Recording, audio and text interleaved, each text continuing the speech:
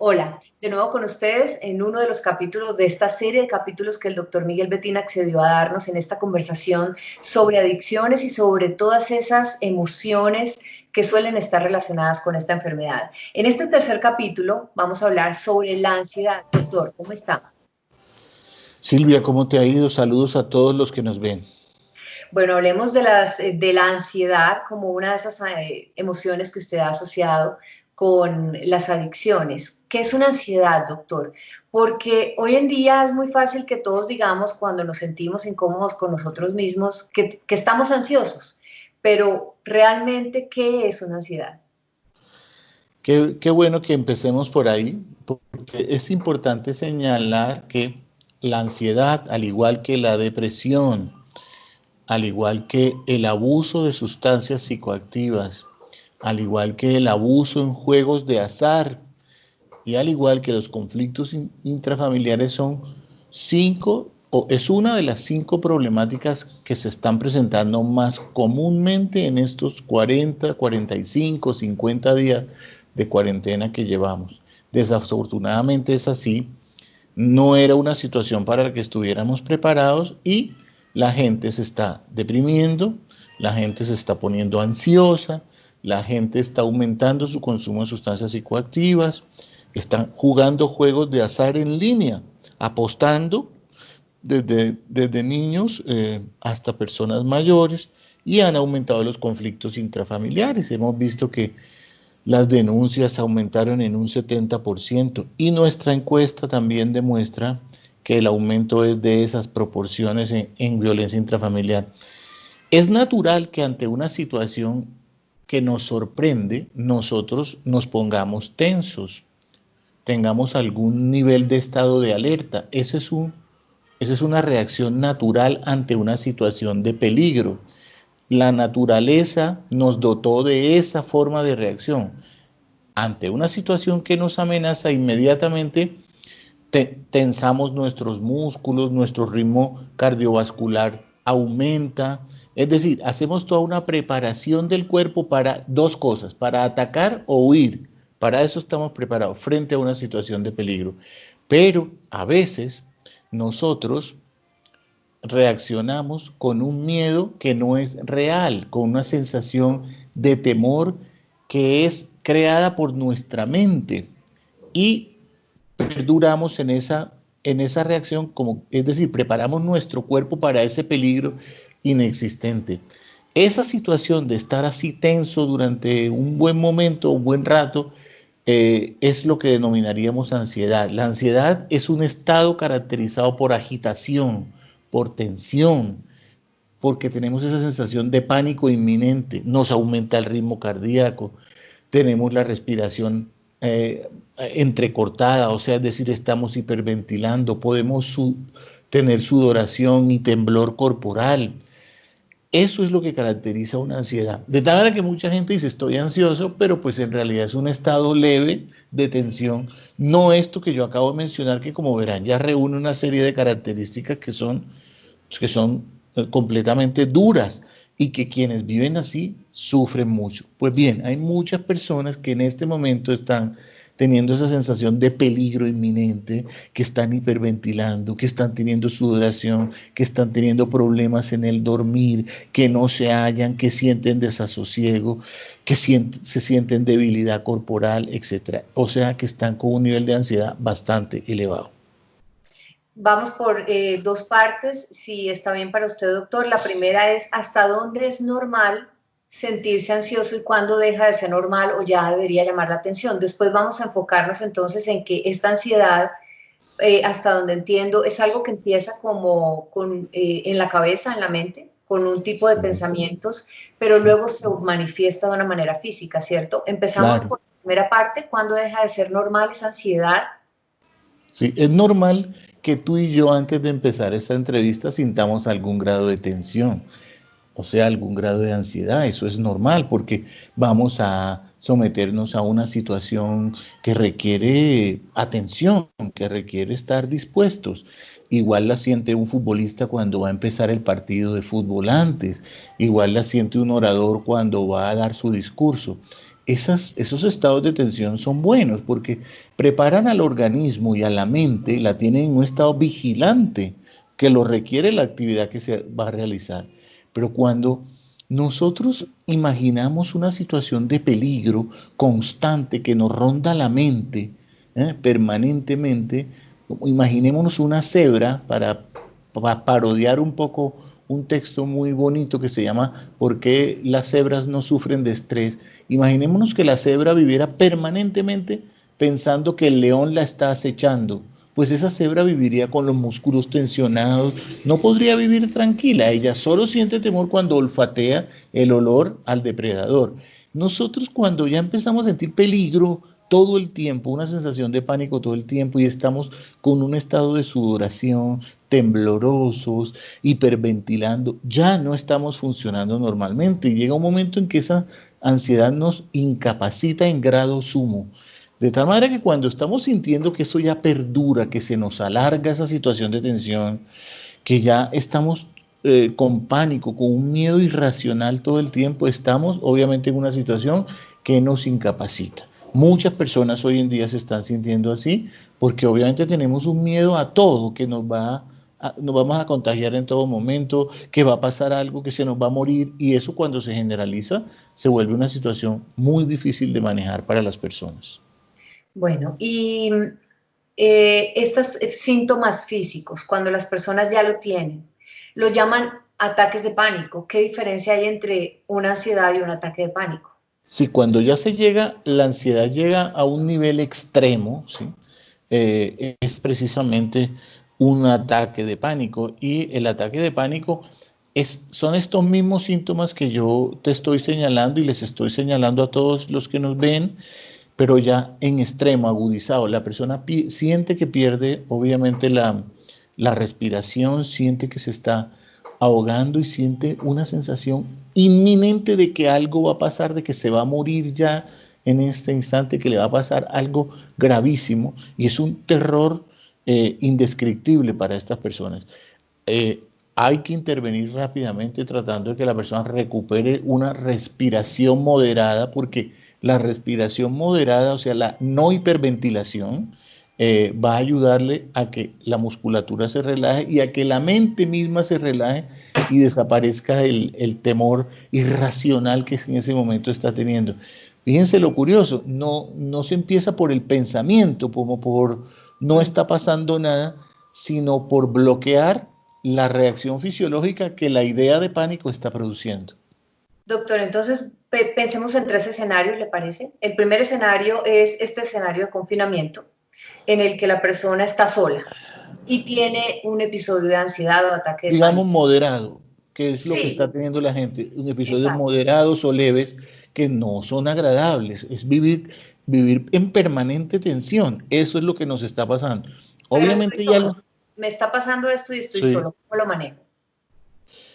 mire, lo primero y lo más importante que tiene que hacer es tratar de adoptar una posición de relajación y respirar de manera profunda, inhalar y exhalar. Hágalo las veces que sea necesario durante el día. Si quiere, a través de todos los medios de comunicación con los que contamos hoy, a través de YouTube, a través de todo, puede bajar pequeños cursillos muy breves de respiración y de relajación para que los ponga en práctica. Va a tener un profesor en su pantalla y lo va a poder hacer. Creo que este es uno de los recursos más importantes para que en los que nos ayudan todas estas plataformas y estas nuevas tecnologías. Así que no dude en hacerlo, ¿de acuerdo? Y dos, hagamos lo que ya hemos hablado para depresión también, que es no permita que su pensamiento solo filtre lo negativo que está pasando y hágale caso a la evidencia de las cosas positivas. O sea, hay cosas positivas que están pasando porque el temor genera más temor. Entonces, siempre eso viene por unas creencias que son a veces irracionales, que generan pensamientos inapropiados y eso nos genera la emoción de ansiedad. ¿De acuerdo? O sea que hay que trabajar sobre bloquear los pensamientos que obviamente solo nos llevan a lo catastrófico, a lo negativo. Fijémonos en la evidencia de las cosas positivas. Es decir, ¿cuántos casos hay? Por ejemplo, la gente no se está muriendo sino en esta proporción, etcétera. Cosas que de alguna manera son evidentísimas. Una cosa muy importante para las personas que están sufriendo ansiedad, incluso más que para las personas que están sufriendo depresión en esta época, vea noticias, si su cerebro, su mente las admite, no las admite, no las vea. Y si las ve, por favor, véalas una sola vez al día. La noticia no le va a decir más durante el día. No permanezca pegado al noticiero oyendo permanentemente la cifra, cuántos murieron, cuántos se infectaron, porque eso es como tener un megáfono todo el tiempo activado en usted, que lo que está es preparado para captar solo lo negativo. Y desafortunadamente estos informes pues son muy negativos porque tienen que serlo, porque está sucediendo algo lamentable. De tal manera que eso es fundamental que lo haga. Haga ejercicio como un elemento muy importante para las personas con ansiedad, porque el ejercicio le va a permitir hacer una descarga, digamos, y aprender a oxigenar mucho mejor su organismo.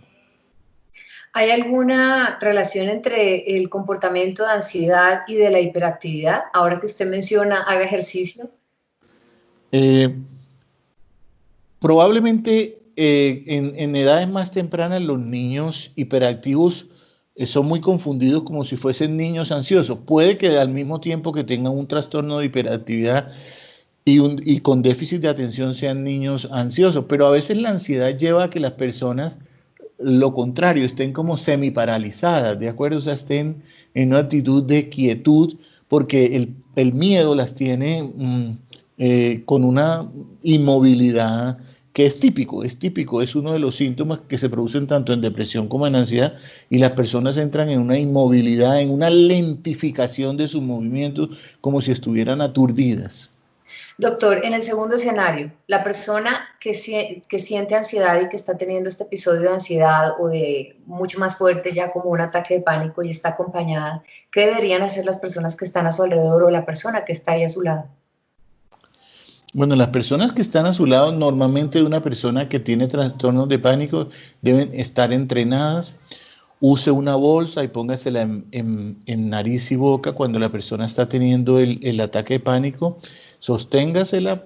Las personas ansiosas normalmente han aprendido esta técnica. Si quieren verla mejor, como yo se las estoy escribiendo aquí, la pueden obtener bajándola de un video para que la persona regule su respiración, y eso rápidamente la va a sacar del estado de pánico. Es lo que inmediatamente hay que hacer las personas que estén alrededor o la persona misma que seguramente ya ha tenido que acudir a esta técnica en anteriores ocasiones.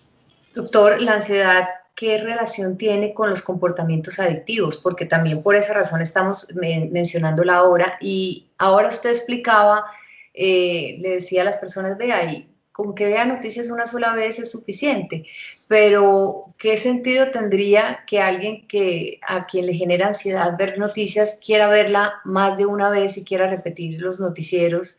Pero pasa, a pesar de que les genera ansiedad, angustia o los deprime, siguen viéndolo más de una vez, a veces cuando ya no es necesario. Es porque tal vez hay una conducta que atrae a más de lo mismo o está relacionada con alguna adicción. Quisiera poder entender bien cómo Sí, funciona eso. sí, estamos en una situación que nos lleva hacia un poco el morbo de ver más. El mismo pánico que se asocia a esto nos lleva a que repitamos la conducta. De hecho, hay algunos trastornos de ansiedad, porque cuando hablamos de ansiedad normalmente estamos hablando como lo estamos haciendo ahora, y es lo que debemos hacer para no complicarnos mucho, hablar de lo que se llama ansiedad generalizada, o sea, la ansiedad que está libremente flotante, como se le conocía en otro momento, y no, por ejemplo, las ansiedades específicas, que son lo que llamaríamos fobias. La ansiedad dirigida a las serpientes, la ansiedad que me producen las alturas, etcétera. Esto es ansiedad libremente flotante, y obviamente a veces cuando uno tiene un episodio de mucho temor, es increíble, pero entre más siente temor, más se inclina a realizar esa conducta. Eso pasa a veces con conductas de personas que por un trastorno ansioso tienen miedo a hacerse daño y terminan provocándose el daño como forma de solucionar la tensión tan fuerte que están sintiendo, ¿de acuerdo? O sea, la ansiedad misma es tan insoportable que mejor lo ejecuto y llevo a cabo a eso a que le tengo miedo para de una vez salir de eso. Es terrible, pero realmente sucede así. Pero además de eso, yo creo que estamos sí en un momento de morbo alrededor de esto. Es decir, el mismo miedo nos desarrolla una conducta morbosa que podríamos casi que denominar una conducta adictiva que nos hace daño y sin embargo estamos prendidos de ella y nos separamos y nos queda la sensación de volver y volver y volver. Y eso no hay otra manera que cortarlo de raíz. O sea, hay que de alguna manera por sanidad mental hacerlo, porque el noticiero de la mañana nos da las mismas cifras de la noche, no cambian sino los protagonistas. Es decir, como por no permanecer informado, yo invito a que lo oigamos una vez, pero no permanentemente, y ustedes notarán el cambio inmediato, o sea, con que le bajemos a la cantidad de información, sentimos como un relax. No se trata de evadir y de decir no está pasando, sabemos que está pasando, pero no me ayuda más oírlo 20 veces en diferentes tonos de voz que a veces son un poquito dramáticos. Doctor, en el tercer escenario, es, es esa persona que tiene un comportamiento más predispuesto, no sé si es la palabra adecuada, como que está más predispuesta a estar ansiosa o a sentirse ansiosa, generalmente, no solamente por esta situación anómala que estamos viviendo todos. Estas personas, ¿qué tipo de comportamientos tienen asociados a su ansiedad o cómo podemos reconocer que esta persona es ansiosa? Y podrían utilizar alguna sustancia o comportamiento de los que usted llama adictivos para poder calmar su ansiedad de manera consciente o inconscientemente. Claro que sí, Silvia. Los trastornos de ansiedad, cualquiera sean los trastornos, más el trastorno generalizado de ansiedad, son trastornos muy, pero muy asociados al consumo de sustancias psicoactivas o a cualquier otro tipo de adicción, de los que llamamos adicciones comportamentales y de las que vamos a hablar en otra entrevista. Por lo general uno ve en los ludópatas, o sea, aquellas personas que son adictas al juego, a las apuestas, eh, eh, con toda seguridad que son personas que tienen un diagnóstico paralelo de ansiedad. Como lo decía, cuando hablamos de depresión, la depresión se asocia altísimamente a las adicciones y la ansiedad es el otro cuadro, el otro trastorno que se asocia muchísimo a las adicciones.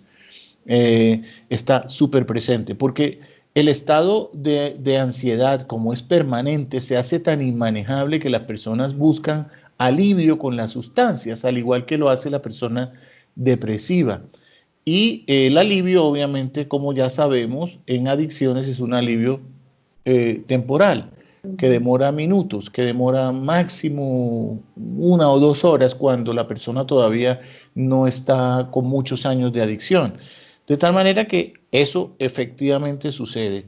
Es difícil no encontrar una persona con adicción, que una adicción que no tenga rasgos de ansiedad. Pero además hay que tener en cuenta, Silvia, que también hay ansiedades inducidas por sustancias. O sea, hay sustancias que inducen a que la persona cada vez se torne una persona más ansiosa. De por sí, el estado que llamamos craving, o sea, anhelo psicológico, deseo irrefrenable por volver a consumir la sustancia, es un estado ansioso, tremendamente ansioso, donde la persona tiene sudoración, donde la persona está inquieta, donde la persona está tensa en búsqueda de la sustancia o de la nueva dosis de la sustancia. Doctor, entonces si entiendo bien, una persona para calmar su ansiedad podría utilizar una sustancia psicoactiva, pero resulta que la sustancia psicoactiva le puede llegar a generar más ansiedad después.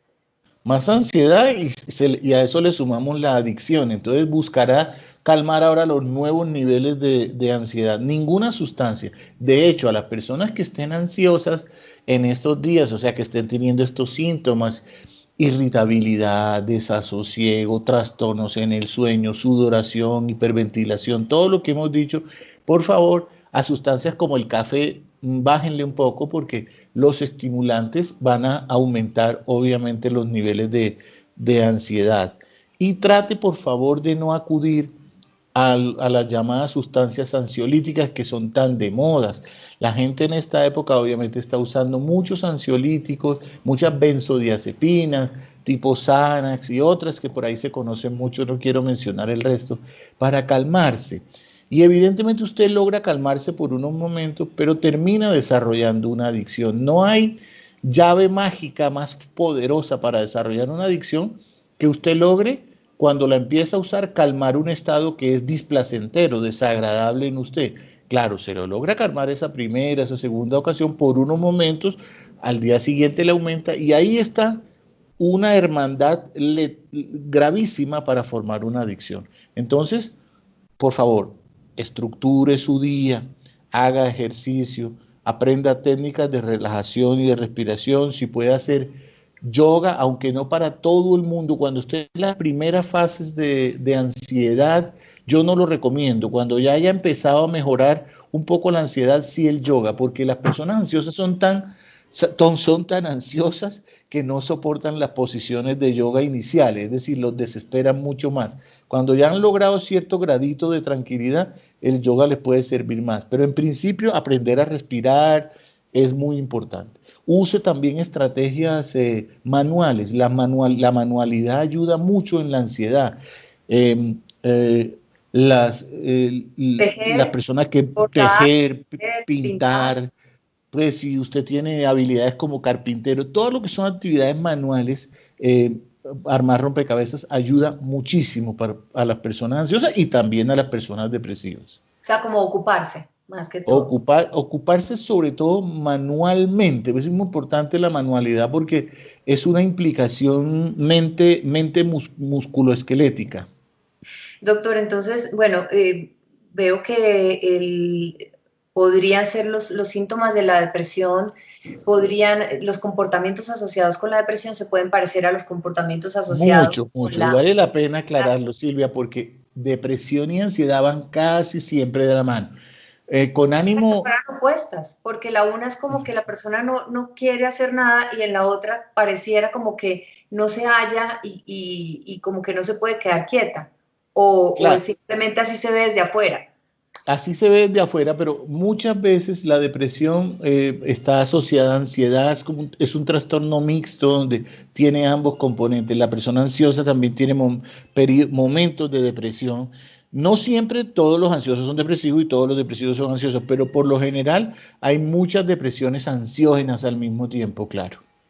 Y eso significa que también una persona ansiosa podría tener trastornos del sueño, trastornos de la personalidad, trastornos de la alimentación. También. Claro, la ansiedad obviamente también lleva sobre todo a conductas de glotonería, más que a conductas anorexígenas, es decir, de dejar de comer en términos de la alimentación. Y en términos del sueño, obviamente que la ansiedad se asocia a pérdida del sueño, a un despertar temprano, a dormir poco tiempo, hay desarreglos gastrointestinales también, etcétera. Antes de finalizar, ya usted nos habló un poco como de, por lo menos nos mencionó el café, y mientras tanto pensé, bueno, ¿qué otros alimentos, que a lo mejor usted también conoce del tema, qué otros alimentos o sustancias o hábitos podrían favorecer o desfavorecer a una persona que tiene ansiedad y que a lo mejor no sepa a qué voy? De pronto yo no sé que consumir tanto chocolate me duele la cabeza y sigo consumiéndolo. Tal vez no sé que algún alimento o algún hábito hace que mi ansiedad se exacerbe. Usted ya habló de lo que uno consume con los ojos, por ejemplo, la información y con los oídos, pero no sé si hay alguna otra cosa más que de pronto la gente debiera saber y que le puede estar pasando en este momento. Como estamos todos en nuestras casas, no para todos es tan fácil ir a un médico a pedir una consulta. Sí, todo lo que sean sustancias estimulantes del sistema nervioso, como el café, El como el azúcar, chocolate, perdón, el azúcar, el azúcar. Obviamente, ustedes saben que el azúcar es una de las sustancias que ha sido altamente cuestionada de unos años para acá y es un cuestionamiento con bases sólidas. El azúcar es considerada la droga legal más usada Entonces el azúcar va a aumentar los ritmos de actividad y al aumentar los ritmos de actividad va a poner a la persona mucho más ansiosa. Y todo lo que son estimulantes, como chocolate, el café, no significa que las personas dejen de tomarlo, pero que obviamente en situaciones como esta el uso debe ser mucho más moderado. El cigarrillo, por ejemplo, por la nicotina, lo digo porque a veces la gente dice, tengo ansiedad, me voy a calmar con un cigarrillo.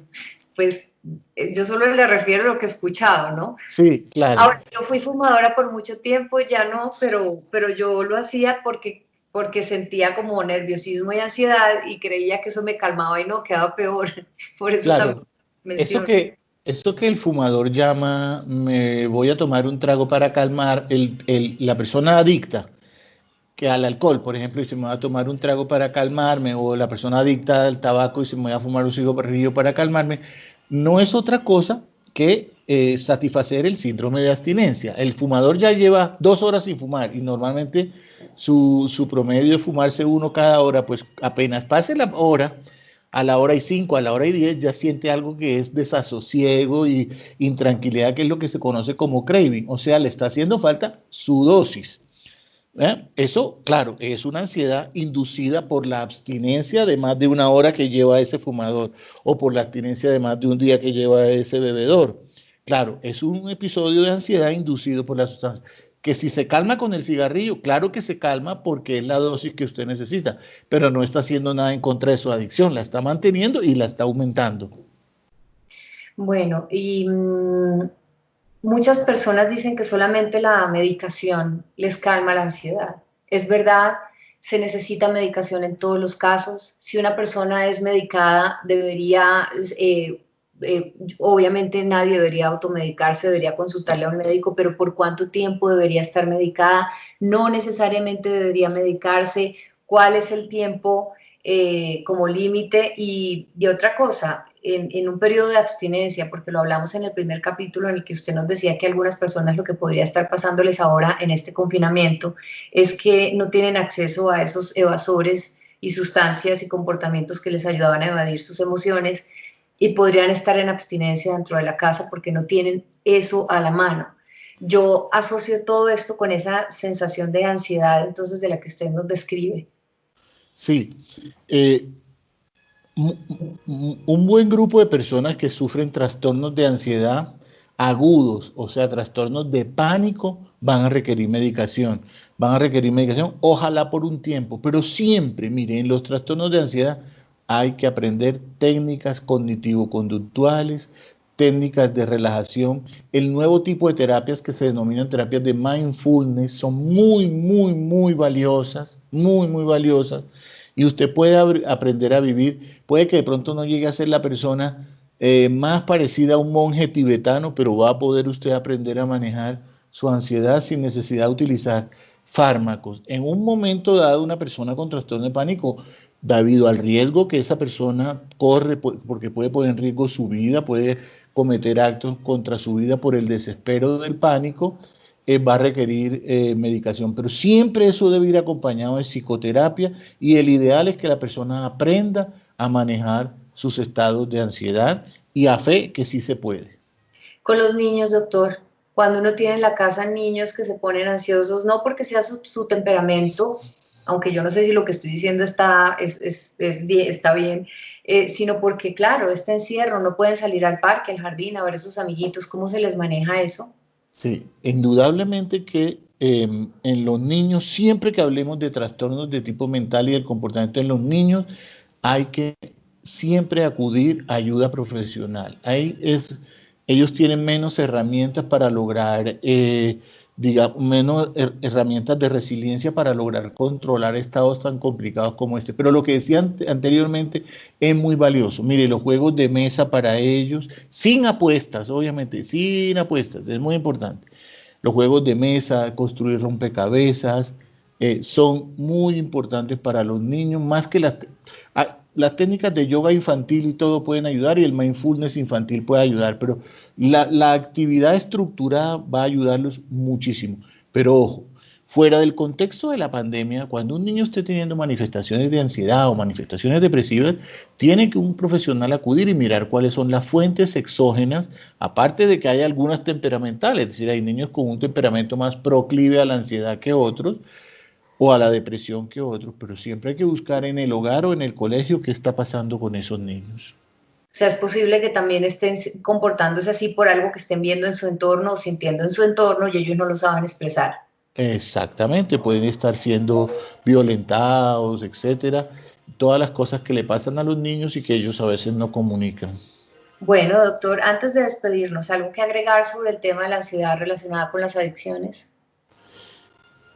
Repito nuevamente, por favor, apóyese en estrategias y técnicas de relajación en videos que usted puede ver en este momento, bajándolos a su pantalla de televisor, haga los ejercicios conjuntamente con ellos. No hay otra cosa mejor para manejar los estados de ansiedad que estamos teniendo que aprender a respirar, aprender a relajarse corporalmente y a estructure su día, téngalo perfectamente estructurado, eso es definitivo.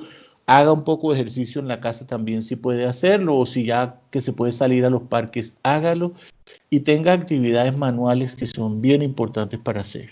Bueno, doctor, usted hablaba de adicciones comportamentales y creo que esto da para un capítulo adicional, a menos que pues, usted quiera cerrar con algo sobre el tema o quiere que en el siguiente capítulo hablemos de las adicciones comportamentales. Yo también le tenía aquí un tema como guardado y es el estrés, que también quisiera que lo manejáramos en un solo capítulo, así que pues usted me dirá.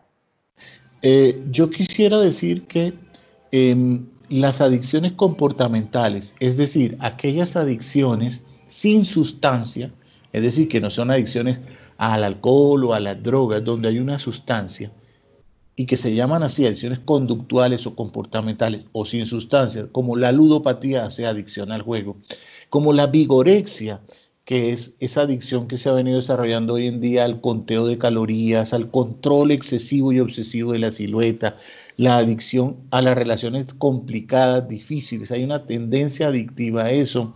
La adicción al internet, las adicciones al móvil, a los móviles o a los celulares, hoy en día son adicciones tan importantes, pero tan importantes como las adicciones a sustancias. Son igual de incapacitantes e igual de problemáticas. En el mundo ya han empezado a existir clínicas de tratamiento para manejar este tipo de adicciones, porque igual usted pierde el trabajo por ellas, porque igual usted pierde la relación de pareja por ella, porque igual usted afecta a los hijos, porque igual usted pierde la economía. O sea, es terriblemente adictivo y funciona neuropsicológicamente igual que una adicción.